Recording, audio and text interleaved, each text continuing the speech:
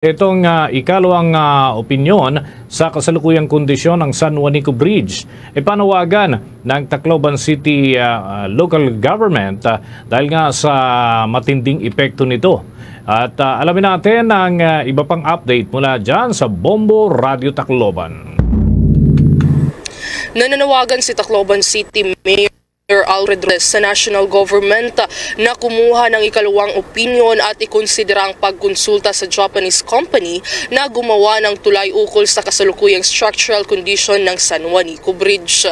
Matapos limitahan na dumaan ng mahigit 3 metric tons axle load na mga sasakyan sa San Juanico Bridge, ay minumungkahi ng alkalde ng Tacloban City sa national na pamahalaan na kumuha ng assessment mula sa mga independent na mga eksperto bago pa man magsagawa ng malaking hakbang sa naturang tulay na makakaapekto sa ekonomiya, negosyo at kalakalan sa buong rehiyon.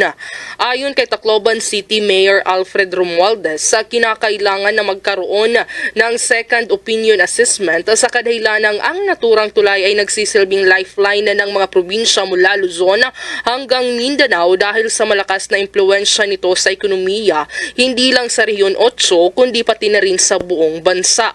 Dagdag pa nito, hindi solusyon ang paggawa ng karagdagang mga pantalan upang punan ang mga naalintalang mga serbisyo at biyahe, kundi ang pinakakailangan ay magkaroon ng engineer na tututok sa 52 taong gulang na tulay na araw-araw na titingin at magsasagawa ng inspeksyon lalo na kung mayroong lindol, bagyo at pagbaha na naeksperyensyahan. Ayon pa sa alkalde, kinakailangan din na mag-hire ng diver na periodically bababa upang magsagawa ng inspection sa naturang tulay upang mas mapangalagaan ang structural identity ng San Juanico Bridge. Samantala, iminungkahi din ito na magsagawa ng review sa ipinapatupad na weight restriction at bigyan ng flexibility ang mga walang laman na sasakyan na makadaan sa pamamagitan ng pagbibigay ng schedules at speed limits para masiguro ang kaligtasan ng lahat. At the same time, we can calculate already the number of days or months needed to repair it. But kailangan may second opinion yan. Hindi pwede kung sino-sinong contractor lang kukunin dyan mag-estimate. Delikado yan. Especially, it has a very strong influence in our economy of the country, not only in the region. So just like any other city or any other